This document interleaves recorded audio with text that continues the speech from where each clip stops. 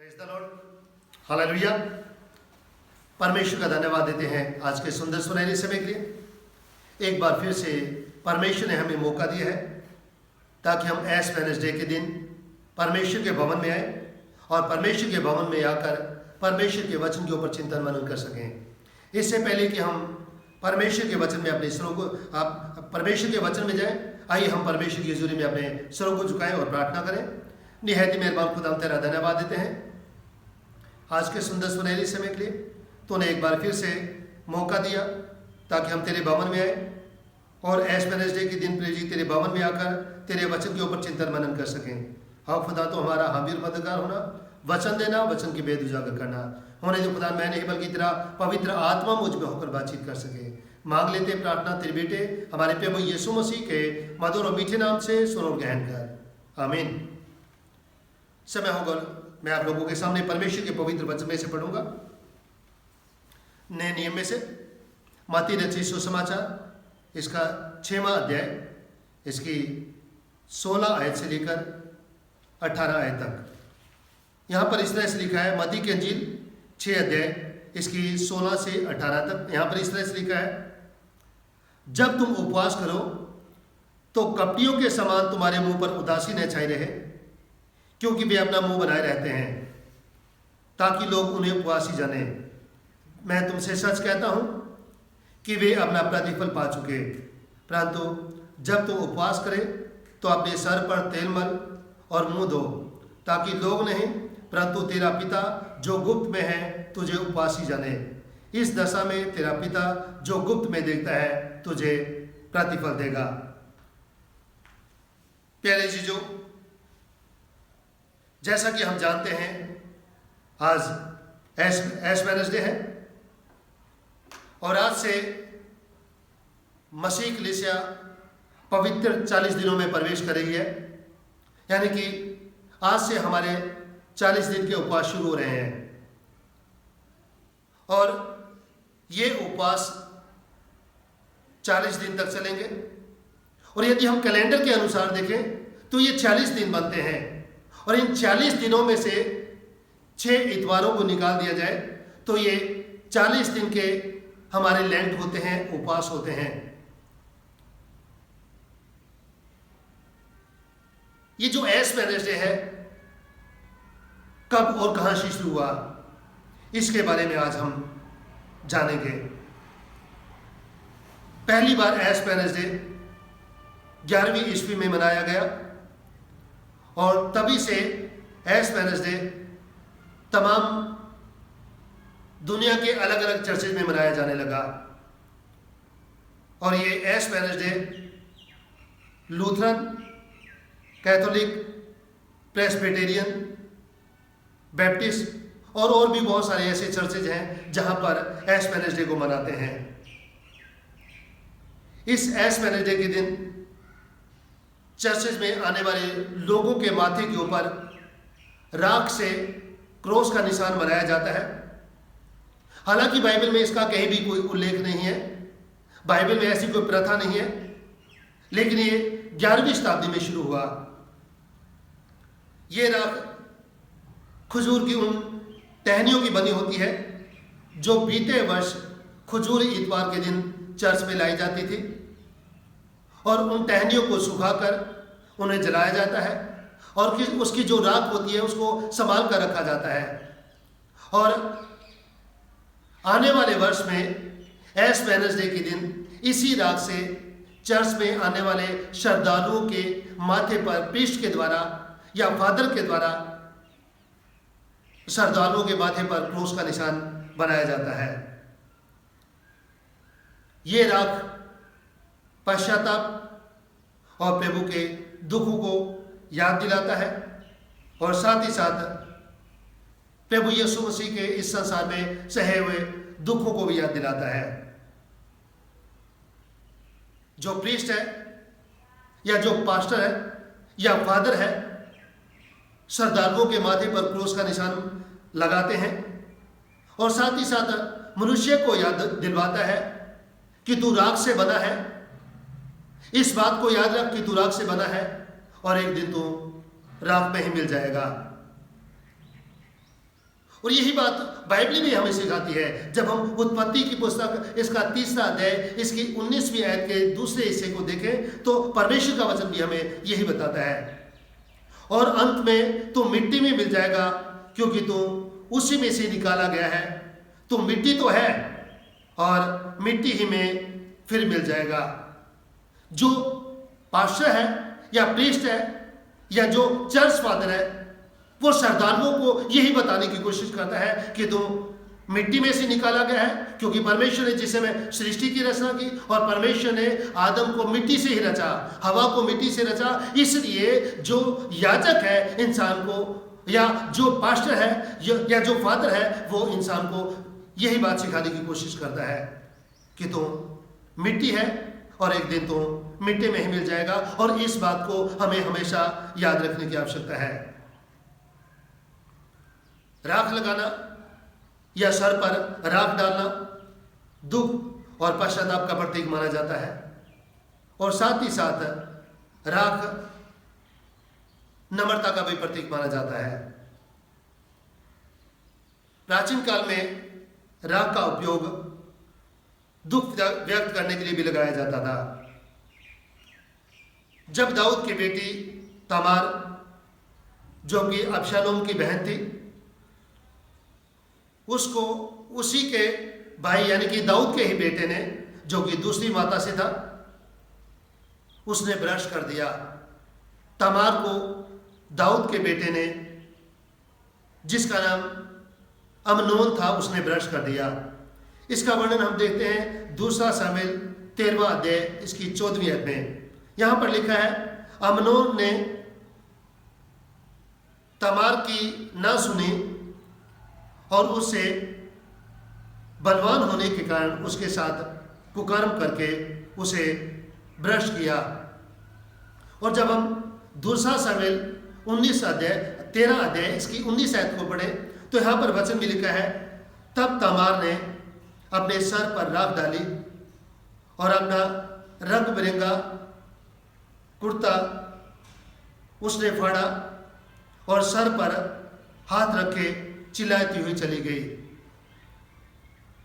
और जब हम अय्यूब की पुस्तक को देखते हैं, अय्यूब की पुस्तक में लिखा है 42 अध्याय इसकी 5 और 6 आयत में अय्यूब परमेश्वर से कहता है, मैंने कानों से तेरा सुसमाचार सुना था, परंतु अब मेरी आंखों ने तुझे देखा है, इसलिए मुझे अपने ऊपर घृणा आती है और मैं धूल और राख में पश्चाताप करता हूं।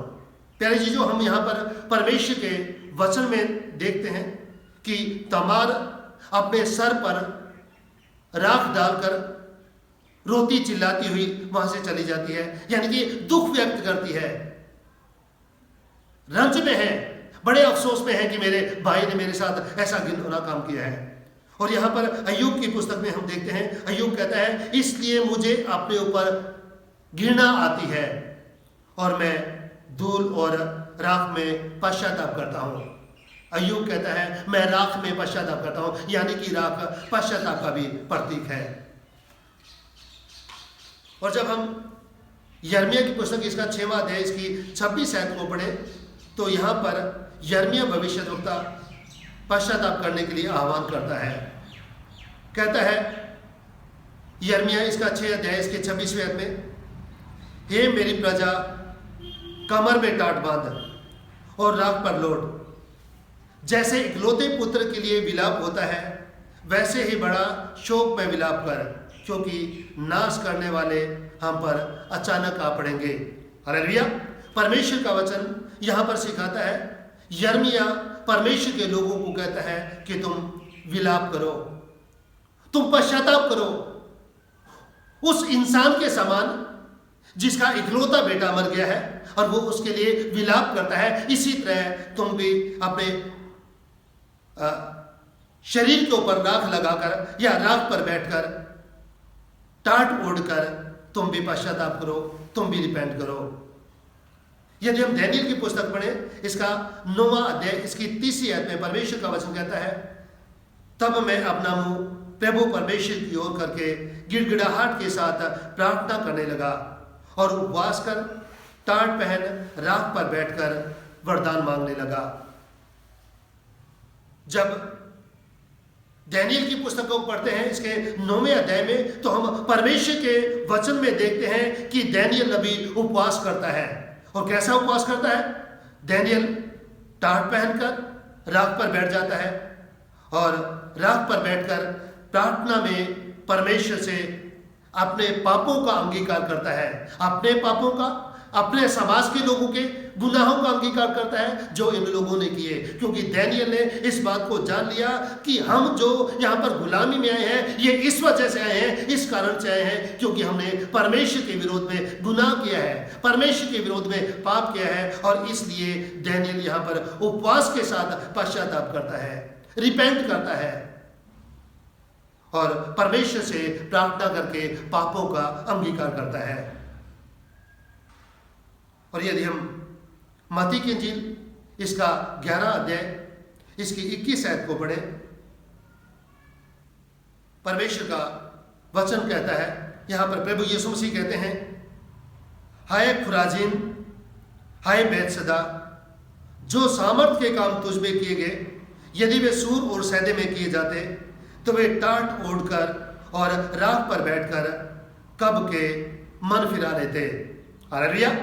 यहां पर प्रभु यीशु मसीह खुराजीन और बैतसैदा को कहता है कि जो काम तुम लोगों के बीच में हुए हैं, जो आश्चर्य के काम तुम लोगों के बीच में हुए हैं और उसके बावजूद भी तुम लोगों ने रिपेंट नहीं किया, तुम लोगों ने पश्चाताप नहीं किया, और यदि यही काम सूर और सैदा में किए जाते तो वो कब के टाट ओढ़कर और राख पर बैठकर मन फिरा लेते या पश्चाताप कर लेते या रिपेंट कर लेते, यदि यही काम सूर और सैदा के देश में किए जाते तो। यानी कि प्रभु यीशु मसीह भी यही चाहते हैं कि लोग रिपेंट करें, पश्चाताप करें और पश्चाताप ही हृदय से परमेश्वर के पास आए। और प्यारे जी, जो हम परमेश्वर के वचन में देखते हैं कि उपवास के दौरान रात को बहुत ज़्यादा महत्व दिया गया है, और यही बात यहाँ पर प्रभु यीशु मसीह भी कहते हैं। और यदि हम इब्रानियों की पत्री इसका 9वां अध्याय इसकी 13वीं आयत के दूसरे हिस्से में पढ़ें तो यहाँ पर लिखा है, कलोर की राख का अपवित्र लोगों पर छिड़का जाना शरीर की शुद्धता के लिए उन्हें पवित्र करता है। हालेलुया। कलोर की राख का अपवित्र लोगों पर छिड़का जाना शरीर की शुद्धता के लिए उन्हें पवित्र करता है। यानी कि जो कलोर की राख है वो भी मनुष्यों के ऊपर जब छिड़की जाती थी तो वो भी उनको शुद्ध करती थी। यानी कि राख जो है वो शुद्धता का भी प्रतीक है, और इसीलिए बाइबल में राख को महत्व दिया गया है। और इसलिए एश वेडनेसडे बसम बुधवार मनाया जाता है या राख का बुधवार मनाया जाता है।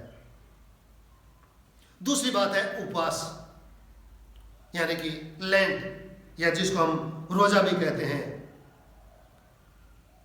ऐश के साथ रोजे का क्या संबंध है? यदि हम परमेश्वर के वचन में देखें तो परमेश्वर ने इस्राएली लोगों के लिए वर्ष में एक दिन मुकर्रर किया था, एक दिन नियुक्त किया था कि उस दिन तुम सारे के सारे लोग अपने अपने जीव को दुख देना और तुम उपवास रखना। और वो दिन था अटोनमेंट का दिन, प्रायश्चित का दिन। यदि हम लय व्यवस्था इसका 23वां अध्याय इसकी 27 आयत से लेकर 32 आयत तक पढ़े तो यहां पर परमेश्वर के वचन में लिखा है, लय व्यवस्था इसका 23 अध्याय इसकी 27 आयत से पढ़ूंगा मैं। यहां पर इस तरह से लिखा है, उसी 7वें महीने के 10वें दिन प्रायश्चित का दिन माना जाए, वह तुम्हारी पवित्र सभा का दिन होगा और उसमें तुम अपने अपने जीव को दुख देना और यहोवा के लिए हव्य चढ़ाना। हालेलुया।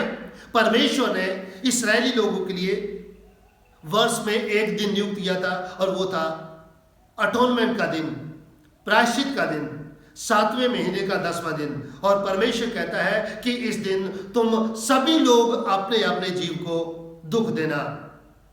और आगे लिखा है उस दिन तुम किसी प्रकार का कामकाज न करना, क्योंकि वह प्रायश्चित का दिन नियुक्त किया गया है, जिसमें तुम्हारे परमेश्वर यहोवा के सामने तुम्हारे लिए प्रायश्चित किया जाएगा। परमेश्वर का कलाम कहता है कि जो प्रायश्चित का दिन है, जो अटोनमेंट का दिन है, जो परमेश्वर ने मुकर्रर किया है, उस दिन तुम किसी भी तरह का कोई कामकाज ना करना। इसलिए जो प्राणी उस दिन दुख ना सहे वह अपने लोगों में से नष्ट किया जाएगा। हालेलुया। यानी कि परमेश्वर ने इस्राएली लोगों के लिए वर्ष में एक दिन नियुक्त किया था, और वो था प्रायश्चित का दिन, अटोनमेंट का दिन। और परमेश्वर चाहता था कि इस अटोनमेंट के दिन, प्रायश्चित के दिन तमाम लोग पश्चाताप करें, रिपेंट करें, भूखे रहें, और भूखे रहकर उपवास करें और परमेश्वर के सामने दीन हो, नम्र हो। और आगे लिखा है और जो प्राणी उस दिन किसी भी प्रकार का कामकाज करे, उस प्राणी को मैं उसके लोगों के बीच में से नष्ट कर डालूंगा। यानी कि परमेश्वर कहता है कि जो अटोनमेंट का दिन है, जो प्रायश्चित का दिन है, जो रोजे का दिन है, जो उपवास का दिन है, उस दिन कोई भी किसी भी तरह का कोई भी कामकाज नहीं करेगा। और यदि कोई उस दिन किसी भी तरह का कोई कामकाज करेगा, वो प्राणी अपने लोगों में से नष्ट किया जाएगा। और आगे लिखा है तुम किसी प्रकार का कामकाज ना करना, यह तुम्हारी पीढ़ी पीढ़ी में तुम्हारे घराने में सदा की विधि ठहरे। और परमेश्वर कहता है कि ये जो दिन है तुम्हारे घरानों में सदा की विधि ठहरे, और यह दिन तुम्हारे लिए परम विश्राम का हो, उसमें तुम अपने अपने जीव को दुख देना। और उस महीने के 9वें दिन की सांझ से लेकर दूसरी सांझ तक अपना विश्राम दिन माना करना। हालेलुया। परमेश्वर कहता है कि सभी लोग अपने अपने जीव को दुख देंगे। हालेलुया। यानी कि सारे लोग अटोनमेंट के दिन, प्रायश्चित के दिन अपने अपने जीव को दुख देंगे। यानी कि सारे लोग भूखे प्यासे रहेंगे। और ये दिन कब शुरू होगा? परमेश्वर का वचन कहता है उसी महीने के 9वें दिन की सांझ से लेकर दूसरी सांझ तक अपना विश्राम दिन माना करना। यानी कि ये जो उपवास जो तुम्हारा होगा, ये जो प्रायश्चित का जो दिन तुम्हारा होगा, ये 9वें दिन की सांझ से लेकर 10वें दिन की सांझ तक, यानी कि 24 घंटे का जो उपवास है वो तुम्हारा 24 घंटे का उपवास होगा। हालेलुया। परमेश्वर अपने कलाम के द्वारा सिखाने की कोशिश करता है कि ये जो तुम्हारा उपवास है वो 24 घंटे का होगा। परमेश्वर ने इस्राएलियों के लिए वर्ष में एक दिन का उपवास रखा था, और जैसे जैसे समय गुजरता गया इन लोगों ने अपने उपवास की संख्या बढ़ा दी। और जब हम जकरिया की पुस्तक देखें, उसका 7वां अध्याय 5वीं आयत को पढ़े, तो यहां पर हम देखते हैं कि यही उपवास जो वर्ष में एक बार मनाया जाता था, वर्ष में 2 बार मनाया जाने लगा, 5वें और 7वें महीने में। और यदि हम जकरिया 8वां अध्याय इसकी 19 आयत को पढ़ें, तो ये उपवास वर्ष में 4 दिन मनाने लगे। 4थे महीने, 5वें महीने, 7वें महीने और 10वें महीने में ये लोग उपवास रखते थे। और इसके अलावा भी बाइबल में बहुत सारे लोग हुए हैं जिन्होंने अलग अलग समय में अपने हिसाब से जितने उन्होंने चाहे उतने उपवास रखे। एस्तर ने भी उपवास रखे 3 दिन के, और इसके साथ यहूदी लोगों ने, दाऊद ने उपवास रखे, दाऊद ने 7 दिन का उपवास रखा, दानियेल ने 21 दिन के उपवास रखे। और बाइबल में हम देखते हैं मूसा ने 40 दिन के, एलिया ने 40 दिन के, निनवे के लोगों ने 40 दिन के, प्रभु यीशु मसीह ने 40 दिन के। ऐसे और भी बहुत सारे वाकया है जब अलग अलग समय में लोगों ने अपनी सुविधा के अनुसार जैसा उन्हें अच्छा लगा वैसे उन्होंने उपवास रखे। और बाइबल में हम देखते हैं मूसा, एलिया और प्रभु यीशु मसीह ने 40-40 दिन के उपवास रखे। और चर्चेज में 40 दिन के उपवास की अवधि का जो चयन है, इसका जो चुनाव है वो चौथी शताब्दी में यानी कि 325 ईस्वी में नाइसिया की जो पहली विश्वव्यापी परिषद थी उसमें इसका उल्लेख मिलता है। यानी कि चौथी शताब्दी में 40 दिनों के उपवास का आरंभ हुआ और तभी से कलीसियाओं में, चर्चेज में 40 दिन के उपवास रखे जाते हैं। और जो उपवास का पहला दिन है इसको एश वेडनेसडे के रूप में मनाया जाता है। और जो श्रद्धालु हैं, जो चर्च में आने वाले लोग हैं, उनके माथे के ऊपर प्रीस्ट के द्वारा, पादरियों के द्वारा या फादर्स के द्वारा क्रॉस का निशान बनाया जाता है। अब सवाल ये उठता है, क्या हमें रोजे रखने चाहिए? प्यारे जीजो, बाइबल इसके बारे में बहुत ज्यादा जोर नहीं देती है कि हमें 100% रोजे रखने चाहिए या यकीनन हमें उपवास रखने चाहिए। ऐसा बाइबल कुछ भी नहीं कहती है। और यह भी नहीं बाइबल कहती है कि हमें उपवास नहीं रखने चाहिए। लेकिन बाइबल में हमें ऐसे क्लू मिलते हैं, ऐसे सबूत मिलते हैं जहां से यह प्रतीत होता है कि परमेश्वर भी चाहता है कि हम उपवास रखें। यदि हम मत्ती की इंजील इसका 9वां अध्याय इसकी 14 और 15 आयत को पढ़ें तो यहाँ पर वचन में लिखा है, मत्ती की इंजील 9 अध्याय इसकी 14 और 15 आयत को पढ़ें तो यहाँ पर लिखा है, तब यूहन्ना के चेलों ने उसके पास आकर कहा, क्या कारण है कि हम और फरीसी इतना उपवास करते हैं पर तेरे चेले उपवास नहीं करते? हालेलुया। यूहन्ना के चेले प्रभु यीशु मसीह के पास आते हैं और प्रभु यीशु मसीह को कहते हैं कि क्या कारण है, हम और फरीसी बहुत उपवास करते हैं लेकिन जो तेरे चेले हैं वो उपवास नहीं करते हैं। और प्रभु यीशु मसीह क्या जवाब देते हैं? यीशु मसीह कहते हैं, क्या बराती जब तक दूल्हा उनके साथ है शोक कर सकते हैं? पर वे दिन आएंगे जब दूल्हा उनसे अलग किया जाएगा, उस समय वे उपवास करेंगे। हालेलुया। प्रभु यीशु मसीह कहते हैं कि जब तक दूल्हा बरातियों के साथ है उस समय तक वो उपवास नहीं करेंगे, लेकिन एक ऐसा समय आएगा जब दूल्हा बरातियों से अलग किया जाएगा। यानी कि जब प्रभु यीशु मसीह शारीरिक रूप से शिष्यों से या विश्वासी लोगों से अलग किए जाएंगे और उस समय ये लोग उपवास करेंगे। और यकीन उसके बाद विश्वासी लोगों ने उपवास किए, उपवास रखे, 1st सेंचुरी के लोगों ने उपवास रखे और तब से लेकर आज तक लोग उपवास रखते आए हैं और आज भी मसीही लोग उपवास रखते हैं। और यदि हम मत्ती की इंजील इसका 6वां अध्याय इसकी 17 और 18 को पढ़े तो यहां पर लिखा है, 17 और 18 में लिखा है, परंतु जब तू उपवास करे तो अपने सर पर तेल मल और मुंह धो, ताकि लोग नहीं परंतु तेरा पिता जो गुप्त में है तुझे उपवासी जाने। इस दशा में तेरा पिता जो गुप्त में देखता है तुझे प्रतिफल देगा। प्यारे जीजो, परमेश्वर अपने कलाम के द्वारा हमें सिखाने की कोशिश करते हैं। 17वीं आयत में लिखा है, परंतु जब तू उपवास करे। हालेलुया। वचन कहता है जब तू उपवास करे, यानी कि प्रभु यीशु मसीह चाहते हैं हम उपवास करें। वचन ये नहीं कहता कि अगर तू उपवास करे, बल्कि ये कहता है जब तू उपवास करे तो अपने सर पर तेल मल। यानी कि प्रभु यीशु मसीह भी हमसे चाहते हैं कि हम उपवास करें। और जब हम 18वीं आयत को पढ़ते हैं तो यहाँ लिखा है, ताकि लोग नहीं परंतु तेरा पिता जो गुप्त में है तुझे उपवासी जाने। इस दशा में तेरा पिता जो गुप्त में देखता है तुझे प्रतिफल देगा। प्यारे जीजो, प्रभु यीशु मसीह भी हमसे चाहते हैं कि हम उपवास करें। इसलिए हमें उपवास करने की आवश्यकता है ताकि हम आत्मिक रूप से दृढ़ हो सकें, हम आत्मिक रूप से मजबूत हो सकें, हम शैतान का सामना कर सकें, हम शैतान की युक्तियों का सामना कर सकें और हमारा परमेश्वर के साथ एक घनिष्ठ संबंध हो सके, एक नजदीकी रिलेशन हो सके। और इसलिए परमेश्वर हमसे चाहता है कि हम उपवास करें और उपवास के साथ प्रार्थना में लगे रहें, परमेश्वर के साथ नजदीकी रिश्ता बनाकर रखें। और इसलिए हमें उपवास रखने की आवश्यकता है।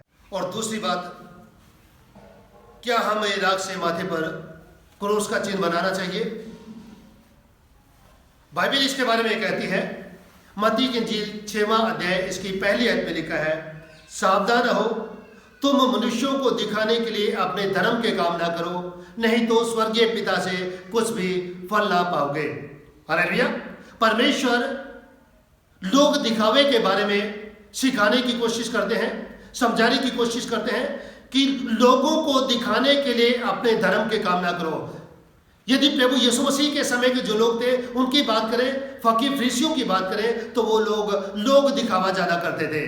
और इसीलिए प्रभु यीशु मसीह लोग दिखावे से परहेज करते हैं और मना करते हैं और कहते हैं सावधान रहो, तुम मनुष्यों को दिखाने के लिए अपने धर्म के काम ना करो, नहीं तो तुम अपने स्वर्गीय पिता से कुछ भी फल ना पाओगे। और यदि हम मत्ती की इंजील 16 अध्याय इसकी 16 आयत पढ़ें तो यहाँ पर लिखा है, जब तुम उपवास करें तब कपटियों के समान तुम्हारे मुंह पर उदासी न छाई रहे, क्योंकि वे अपना मुंह बनाए रखते हैं ताकि लोग उन्हें उपवासी जाने। मैं तुमसे सच कहता हूँ कि वे अपना प्रतिफल पा चुके।